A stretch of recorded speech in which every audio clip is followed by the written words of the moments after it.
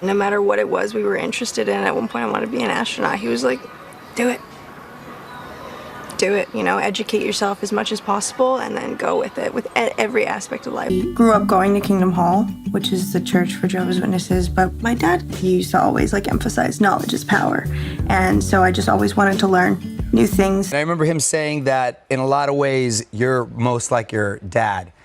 In what ways would you say that is? That is so sweet. You'd have to ask him. I think maybe it had to do with my love for music. Hopefully my sense of humor. I don't know. Another one that I got that was very discreet was I got my father's birthday and Roman numerals on my wrist. When he was young, he would be in the studio and he'd look outside and he'd see kids on the playground, and he couldn't do that. And he didn't want that for us, so we wore masks. And I appreciated it. It was nice, because we were able to go to Chuck E. Cheese and Circus, and we could be normal. I don't know. I read so much because that was our form of currency growing up. My brothers and I, my dad wanted us to trading books. Well, not necessarily. So we weren't just handed things. We lived life in a silver spoon kind of way. We literally had everything. I never had to worry about my next meal or roof over my head, whatever it was. I got to see the world, but things weren't just the good stuff wasn't just thrown at us. We had to work for it. So our dad had us use books as currency. So it's oh, if we're going to FAO Schwartz and you want 5 toys, well, you have to read 5 books and I will quiz you on it.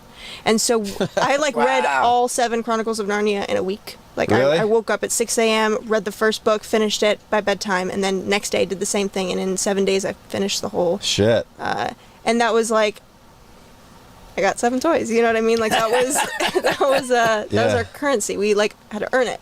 And books are knowledge is power is what he used to say. And My first, thoughts and experiences, I didn't know that it was a thing.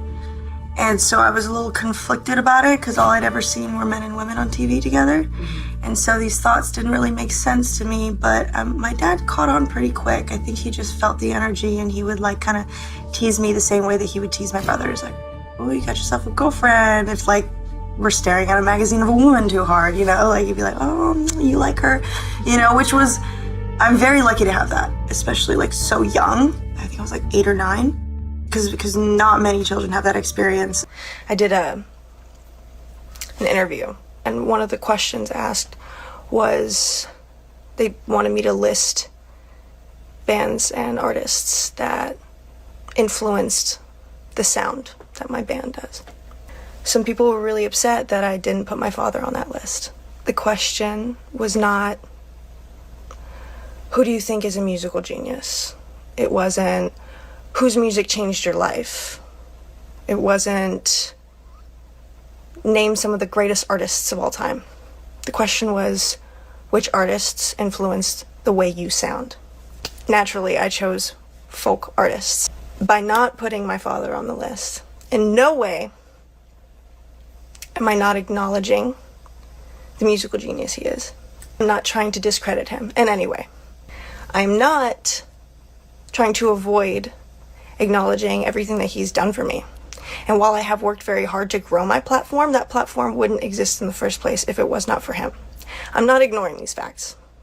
So I choose these. My dad did shit with Carlos Santana and Eddie Van Halen, pop, rock, soul, some of the greatest music of all time. And I'm over here with a fucking banjo and mandolin. Totally different thing. Some people have taken screenshots of one of the many scars I have on my arm. Scar just so happens to be on top of one of the 7 tattoos I have for my dad. I have 7 tattoos for him. People are really not upset that I hurt myself, but upset that this specific scar is on top of this tattoo. And I'd like to clarify that it has nothing to do with him. It has nothing to do with the tattoo. It has everything to do with me, my struggles, my issues with self-harm that I have overcome. People are accusing me of having resentments and issues with my father. If that was the case, I would just get the tattoo removed. Or all 7 of them removed.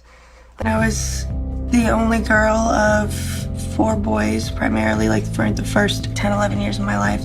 because I was the only girl, my dad loved playing dress up. You know, I was always wearing these like fruity dresses and I looked like a porcelain doll and I hated it. Today's my dad's birthday, and back when he was alive, he used to hate anybody acknowledging his birthday, wishing him a happy birthday, celebrating it, nothing like that. He actually didn't want us to even know when his birthday was because he didn't want us to like throw a party or anything like that. There have been times where I don't post anything for my dad's birthday and people lose their fucking minds. They tell me to kill myself, and they're basically measuring my love for my own father based off of what I post on Instagram. Now, if you are an MJ super fan and you want to do something that he would have loved, which is not celebrate his birthday, my suggestion would be, you know, there's always ways to get involved with raising awareness for climate change, doing stuff for the environment, animal rights activism. These were things that he loved and he was very, very interested in. And I can't speak for him because, you know, I'm a different person and I don't know, but I'm sure he would have loved that.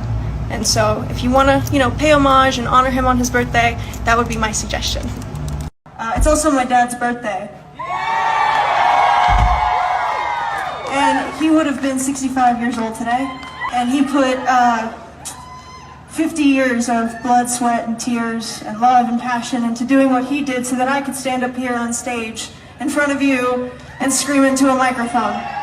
So I owe everything to him. When I grew up, we were always on the move, couch surfing, hotel hopping, always traveling with our dad. Some of the tour buses that I was in when I was growing up had bunk beds and stuff. And I stayed in those with my brothers and stuff. Obviously, my dad had like the room in the back that had an actual bed. We stayed in bunk beds and stuff. I loved it. I loved being with it.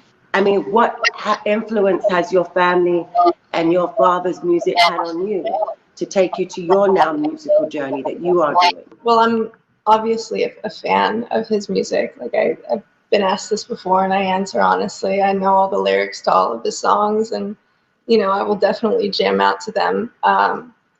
But I feel like when it comes to influences, I feel like every part of my childhood will always influence how I am today, whether it's like experiences or like all of the music we listen to. Because I know you kind of got to know my father a little bit, so I'm sure you knew that he loved classical music and jazz and hip hop and R&B and obviously the Motown stuff, but also like radio's top 40. He loved rock music, soft rock, the Beatles, like.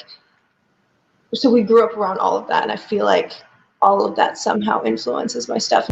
My dad, he was the king of pop, rock, and soul, but he didn't do folk, which is funny because I am being a musician, which is expected, but I'm doing a genre that's not expected.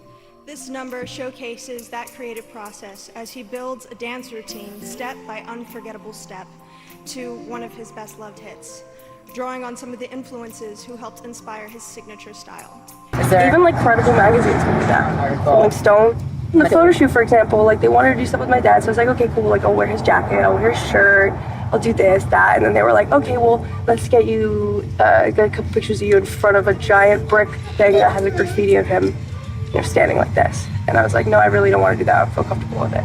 So like, okay, we'll put something in front of it, and they like created an entire new set. But they shot it to where you could totally see what the behind it. And then they made it seem as if I'm trying to paint over him and, you know, get rid of him, and I'm like, yeah.